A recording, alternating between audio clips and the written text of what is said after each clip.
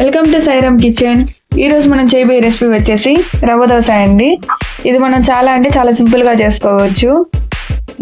మామూలుగా చెప్పుకోవాలంటే ఉప్మా, మనం బొంబాయి రవ్వతో ఉప్మా చేస్తే ఏం చేసావరా అని అంటారు. అదే బొంబాయి రవ్వతో మనం దోశ అనేది ఈ విధంగా వేసుకున్నామంటే అబ్బా ఏం చేసావరా అంటారు. మీరు కూడా ఏం చేసావరా అనే ఆ మాట అనిపించుకోవాలంటే ఈ వీడియో అనేది లాస్ట్ వరకు చూడండి. దీన్ని రవ్వ దోశ అనేది ఎలా చేసుకోవాలో నేను మీకు చూపించబోతున్నాను. Let's start. ఇంకో విషయం, మీరు ఈ వీడియో చూసేటప్పుడు ఎండ్ వరకు చూడండి, ఎక్కడ స్కిప్ చేయకుండా. అలానే వీడియో చూసినప్పుడు మీకు ఈ వీడియో నచ్చినట్లయితే లైక్ చేయండి అండ్ సబ్స్క్రైబ్ చేసుకోండి. మీరు సబ్స్క్రైబ్ చేసుకొని గంట ఆప్షన్ కొట్టడం ద్వారా మేము ఏదైనా వీడియో చేసినప్పుడు మీకు నోటిఫికేషన్ ద్వారా అనేది అందుతాయండి. జనరల్గా ఇప్పుడు మేము వీడియోస్ పెట్టి కూడా చాలా రోజులు అవుతుందండి. ఈ మధ్య మాకు కొంచెం హెల్త్ అనేది కొంచెం ప్రాబ్లం అండి. అందుకని మేము సరిగ్గా వీడియో చేయలేకపోతున్నాము. ఇంక నుంచి మీకు డైలీ అనేది వీడియోస్ తీస్తామండి. ఇట్లానే రకరకాల వంటకాలతోటి మీకు వీడియో అనేది చేస్తాం మేము. ఈ వీడియోని మాత్రం తప్పకుండా చూడండి చివరి వరకు. ఈ వీడియో నచ్చినట్టయితే మళ్ళీ చెప్తున్నాను, లైక్ చేయండి, అలానే సబ్స్క్రైబ్ చేసుకోండి. మీకు ఈ వీడియో నచ్చినట్టయితే మీ బంధువులకు కానీ మీ స్నేహితులకు కానీ షేర్ చేయండి. ఒకసారి ఈ రవ్వ దోశ అనేది ఎలా చేసుకోవాలో చూపిస్తాను. Let's start. తయారు చేసుకోవడానికి 4 ఎర్రగడ్డలు, కొంచెం అల్లం, క్యారెట్, కొంచెం కరివేపాకు, 3 పచ్చిమిరపకాయలు, కొంచెం కొత్తిమీర తీసుకున్నానండి. ఆ తర్వాత మీరు ఇప్పుడు చూస్తున్నారు కదా అండి, ఎర్రగడ్డలు, క్యారెట్, అల్లం, పచ్చిమిరపకాయలు అనేవి ఈ విధంగా తరుక్కోవాలి సన్నగా. ఆ తర్వాత మనం కరివేపాకు, కొత్తిమీర అనేది ఈ విధంగా తీసుకోవాలండి.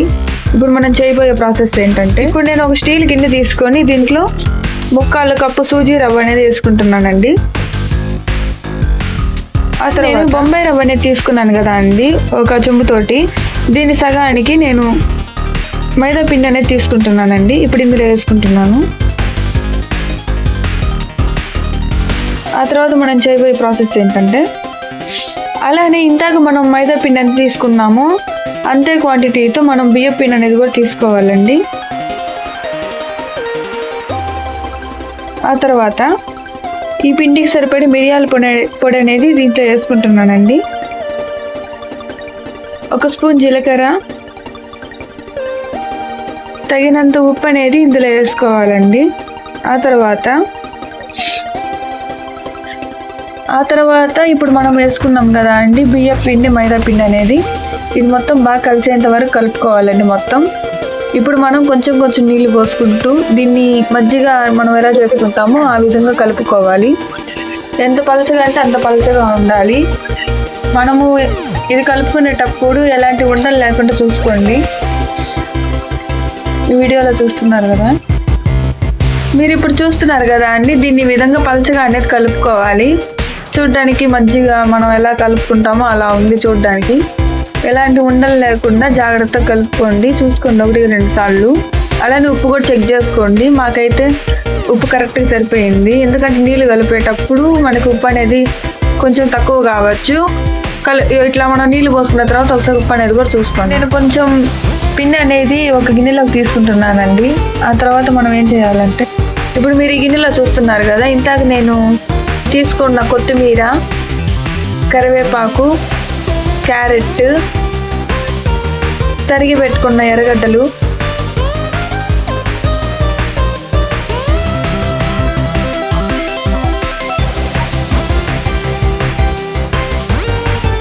అలాగే అల్లం, పచ్చిమిరపకాయలు అనేవి ఇందులో వేసుకొని బాగా కలుపుకోవాలండి.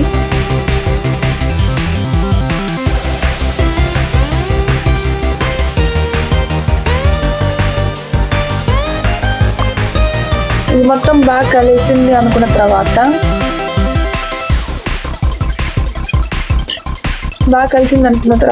మనం దీన్ని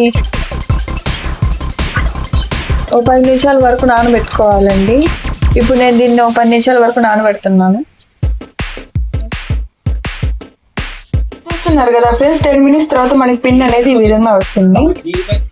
ఇప్పుడు మనం స్టవ్ ఆన్ చేసుకొని దాని మీద ఒక ప్యాన్ పెట్టుకొని ఈ ప్యాన్ అనేది హీట్ ఎక్కిన తర్వాత ఈ విధంగా మనం పిండి అనేది వేసుకోవాలండి దీని మీద. అంటే పైన చల్లుకుంటున్నట్టు ఉండాలంటే మనం దోశ పోసినట్టు వేసుకోకూడదు. చూస్తున్నారు కదా ఎంత పలుచగా పడిందో.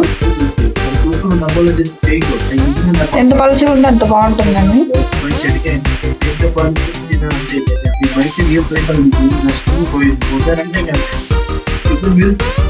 ఇప్పుడు దీని మీద కొంచెం ఆయిల్ అనేది వేసుకుంటున్నాను నేను.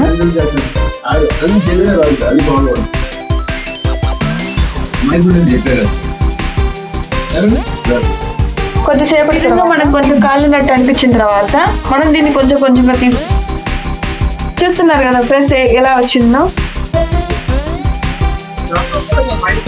అంతేనండి, మనకి రవ్వ దోశ అనేది రెడీ అయిపోయినట్టేను. చూస్తున్నారు కదా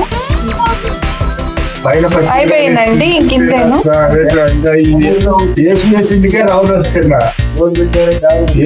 చూస్తున్నారు కదా ఈ విధంగా మనకి మొత్తం దోశ అనేది రెడీ అయిపోయింది.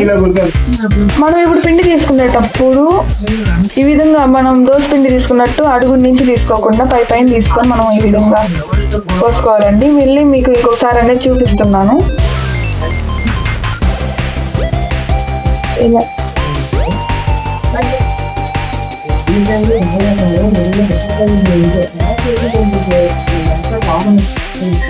ఇలా పైన వేసుకోవాలండి.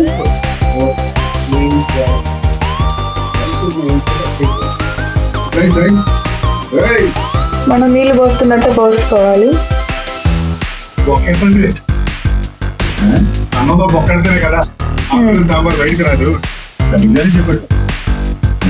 చూస్తున్నారు కదా ఈ విధంగా వేసుకోండి.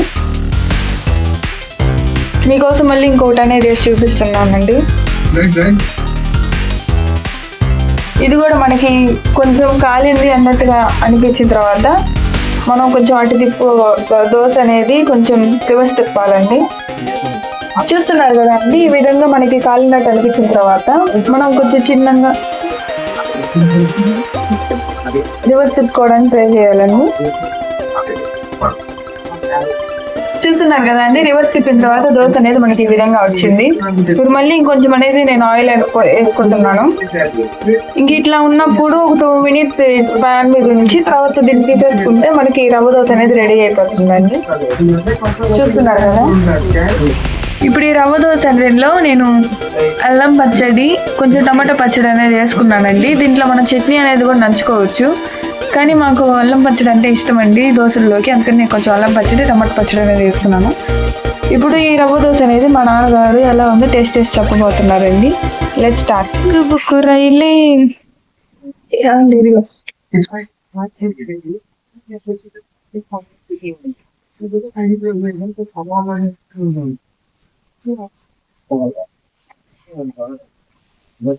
ఎలా ఉంది నాన్న?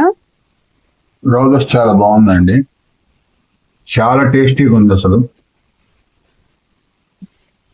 ఉప్పు కారం సూపర్. మిరపకాయలు దొరుకుతున్నాయా? బాగున్నాయి, కారంగా చప్పగా ఉప్పు బాగుంది. ఇలాగే ఉండాలి రవ్వ దోశ.